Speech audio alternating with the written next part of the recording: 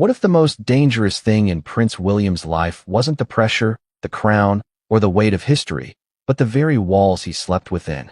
That question has been quietly haunting palace watchers, environmental experts, and royal insiders ever since disturbing claims began circulating behind closed doors. Claims that were never meant to leave confidential files. Claims that, if true, don't just shake the monarchy. They rewrite everything we thought we knew about safety, secrecy, and sacrifice at the heart of royal life. But before we continue, please subscribe and turn on the notification bell for updates.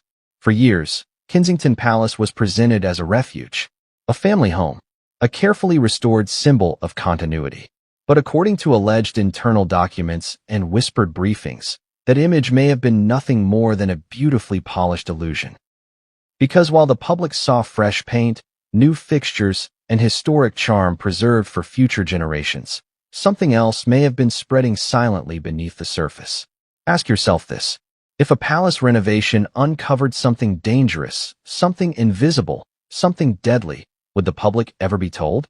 Sources claim a secret environmental report raised alarms about toxic mold and asbestos exposure during renovation work carried out years ago. Not dramatic explosions, not obvious hazards, but slow, persistent exposure, the kind that doesn't make headlines until it's too late, the kind that doesn't trigger coughing fits or immediate illness, the kind that waits. And here's where the story takes a darker turn. According to these same reports, Prince William continued living and sleeping in rooms later flagged as problematic. Not for weeks, not for months, but for years, while attending events, while smiling for cameras, while raising 3 young children, while the world saw a future king in perfect health. How does something like that happen? Was it ignorance? Reassurance gone wrong? Or a deliberate decision to protect the institution from panic and scandal? Then came the claim that stopped even seasoned royal correspondents in their tracks. Allegations that by the time symptoms appeared, the illness had already spread. That there were no early warning signs. No dramatic collapse. Just a quiet medical reality that arrived fully formed and devastating in its implications. And if that wasn't enough, there is one detail that turns this from a palace scandal into a deeply human tragedy. Reports say Prince William has allegedly been drafting letters. Not official statements. Not legal documents. Personal letters. Messages intended for George, Charlotte, and Louis to be opened on future birthdays. Milestones he may never attend. Moments he may only be present for through words on a page. Think about that for a second. What would you write to your child if you weren't sure you'd be there to say it yourself? What would you explain? What would you apologize for? What truths would you finally tell? The palace has said nothing. No confirmations. No denials. Just silence. And in that silence, questions grow louder by the day. Because if these allegations are even partially true, the most shocking part isn't the diagnosis itself.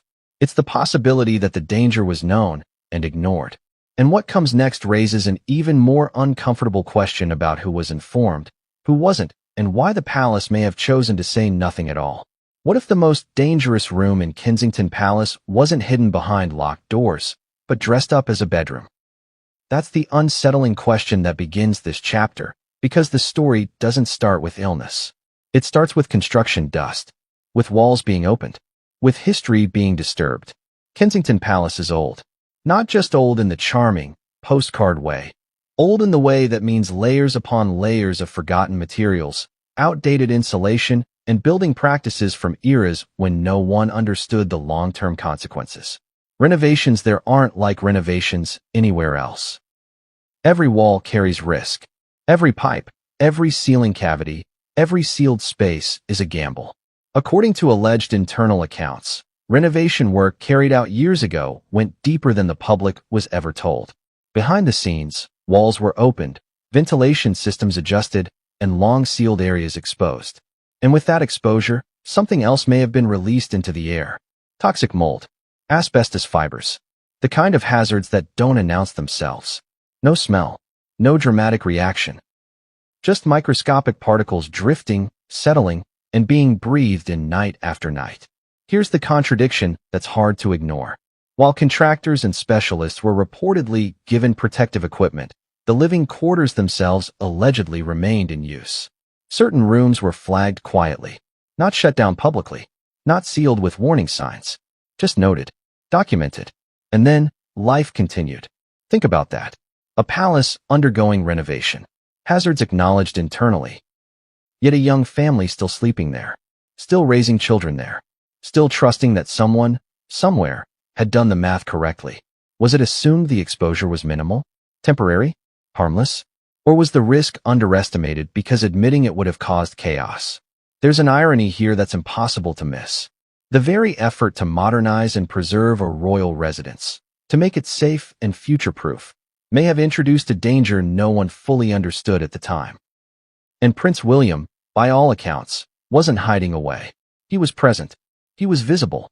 He was living normally in spaces later described as problematic, not knowing, according to sources, that the air he breathed at night might be carrying something far more dangerous than dust.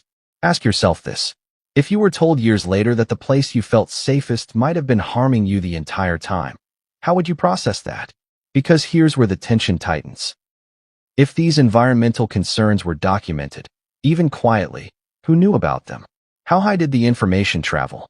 And at what point does silence become a decision? The palace has never publicly addressed these claims. No acknowledgement, no clarification, no reassurance, just absence. And that absence becomes even more troubling when you consider what allegedly happened next, when the consequences of that exposure didn't show up in the walls, but in William's own body. Because the palace wasn't the only thing quietly deteriorating. And the moment doctors noticed something was wrong, it was already too late to pretend nothing had happened. Some illnesses don't arrive with sirens. They don't announce themselves with dramatic collapses or obvious warning signs. They arrive quietly, fully formed, and by the time anyone notices, the story has already moved into its final act. According to claims circulating among insiders, that's exactly what made this alleged diagnosis so devastating. There was no long public decline, no visible struggle caught by cameras. Prince William continued his duties as expected, shaking hands, delivering speeches, standing beside Catherine with the same composed expression the world had come to trust. That's the part that unsettles people the most. Because if something was wrong, no one could see it. Behind closed doors, sources say medical appointments became more frequent. Tests were ordered, follow-up scheduled. And then, allegedly, came the moment no one ever expects. The moment where doctors stop using cautious language and start speaking plainly. Stage 4. No build-up. No gentle progression. Just a reality that lands like a blow to the chest. Here's the contradiction that keeps resurfacing. How does someone so closely monitored, someone with access to the best healthcare in the world, reach that stage without earlier detection? That question alone has fueled endless speculation. Some point to the nature of illnesses linked to long-term environmental exposure, where symptoms can remain dormant for years. Others argue that the absence of early warning signs can create a dangerous illusion of health. And then there's the most uncomfortable possibility of all, that early signs were dismissed, explained away, or never connected to the environment in which he had been living. Think about the timeline.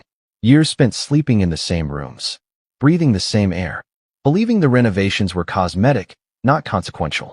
Meanwhile, whatever was happening inside his body moved silently, without urgency, without drama, until suddenly there was no room left for denial. Imagine being told that the illness didn't just arrive recently. It had been there, growing, advancing, while life went on as normal. How do you even begin to process that? According to reports, the diagnosis didn't immediately go public because it couldn't. The implications were too large, not just medically, but institutionally. A future king facing a potentially terminal illness isn't just a private matter. It's a constitutional shockwave. So instead, there was silence. A silence filled with routines maintained for the cameras and reality managed behind the scenes.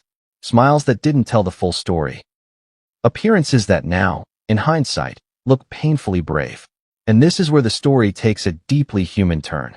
Because once the diagnosis was allegedly confirmed, the focus shifted away from titles and duty and toward time. How much was left? What needed to be said? What couldn't wait anymore? Sources say that's when Prince William began preparing for the unthinkable. Not in public, not ceremonially, but privately, as a father. Because when the future suddenly feels uncertain, priorities change fast. And that shift led to a decision so personal, so heartbreaking, that even hardened palace staff were reportedly shaken by it. A decision that didn't involve doctors, or advisors, or protocols. It involved letters. And once you understand why those letters were written, and what they were meant to replace, the story becomes something far more painful than a palace scandal. Because what comes next isn't about illness anymore. It's about goodbye. Some goodbyes aren't spoken out loud. They're written in quiet moments, when no one is watching, when the weight of what might happen becomes heavier than what anyone is willing to say. According to reports that have deeply unsettled those closest to the situation, this was the moment when everything changed. Not when doctors delivered the diagnosis, not when the implications sank in, but when the question of time became unavoidable. How do you prepare your children for a future that may not include you? That question, sources claim, is what led to the letters. Not official documents. Not statements for history books. Handwritten messages meant for birthdays yet to come. For moments he might miss. For milestones he may never witness in person. The kind of letters no parent ever wants to write, and no child should ever have to read. Think about the contradiction here. A man raised to suppress emotion, trained to endure, conditioned to prioritize duty over vulnerability, and yet, behind closed doors, reportedly pouring his heart onto paper for 3 small people who know him simply as Dad. What do you say when you can't promise you'll always be there? Do you explain the illness? Or protect them from it? Do you talk about legacy? Or about love? Do you offer advice for the future? Or focus on memories from the past? According to those familiar with the claims, the letters weren't about crowns or responsibility. They weren't instructions. They were reassurances, reminders, pieces of presence meant to exist long after he might not. And that's what makes this part of the story so devastating, because it reframes everything we've seen publicly. Every recent appearance, every smile, every wave. Suddenly, they don't look routine anymore. They look intentional, like moments being stored away. Like someone acutely aware that each day matters more than it used to. Ask yourself this. If you knew your time might be limited, how differently would you show up for the people you love? Would you say more or less? Would you cling to normalcy or prepare for absence? There's another layer here that rarely gets discussed. These letters aren't just messages. They're evidence of uncertainty. Proof that no matter how much power surrounds someone, there are situations where control disappears completely. And that may be exactly why the palace has remained so quiet. Because once the story shifts from renovation reports and environmental claims to a father preparing messages for after he's gone, it stops being manageable. It stops being strategic. It becomes painfully real. But here's the part that raises even more questions. If letters were being written, that suggests conversations were happening behind the scenes. Decisions being made. Timelines being discussed. And if that's true, then someone else knew too. Which brings us to the most unsettling thought yet. If preparations were underway, if concerns were serious enough to plan for the unthinkable, why was the public still being shown business as usual? And what happens when the silence surrounding those preparations finally breaks? Because what comes next isn't about letters at all. It's about who knew, when they knew, and how far the truth was pushed down before it could no longer stay buried. If the walls of a palace could speak, what would they say first, the truth or the excuse? Because once you strip away the titles, the protocols, and the carefully managed appearances, this story circles back to a single, haunting contradiction. How could a place designed to protect the future of an institution become the setting for such profound uncertainty?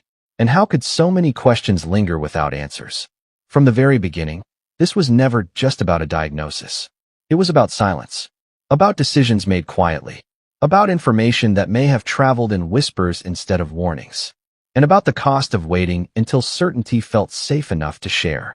Think back to where this story started. Renovations meant to preserve history. Reports allegedly flagged, but not broadcast. A family continuing daily life inside walls believed to be secure. And then, years later, a medical reality that arrived not gradually, but all at once. That timeline is what unsettles people the most. Because if the danger was slow and invisible, then accountability becomes just as difficult to pinpoint. No single moment, no single mistake, just a series of choices that, in hindsight, feel unbearable. And yet, the palace remains quiet. No clarification, no reassurance, no explanation of how environmental risks are assessed when history, image, and public confidence are at stake. That absence leaves space for speculation, fear, and a growing sense that something deeply important has been left unsaid. But there's another layer here that changes the emotional weight of everything. Those letters. They are the detail that refuses to fade. Because letters aren't written on impulse. They're written when someone has accepted that the future might not unfold the way it's supposed to. They are proof that behind the scenes, reality may have been faced long before the public had any reason to question it. And that raises the hardest question of all. If preparations were being made privately, what responsibility does an institution have to acknowledge risk publicly? To protect not just reputation, but trust? Ask yourself this. If this can happen at the highest level, with every resource available, what does that mean for everyone else living in old buildings, trusting renovations, assuming safety? That's why this story matters beyond royalty. It forces a conversation about transparency, about health, about the long-term consequences of minimizing invisible dangers until they become impossible to ignore. And it leaves us here, at a crossroads between what's been shown and what may still be hidden. Because silence can't last forever. Reports surface, questions compound, and eventually, someone decides the truth carries less risk than the secrecy. So now the question isn't whether more will come out. It's who will speak first. And when they do, the story may no longer be about a palace, a renovation, or even an illness. It may be about everything that was protected at the expense of everything else.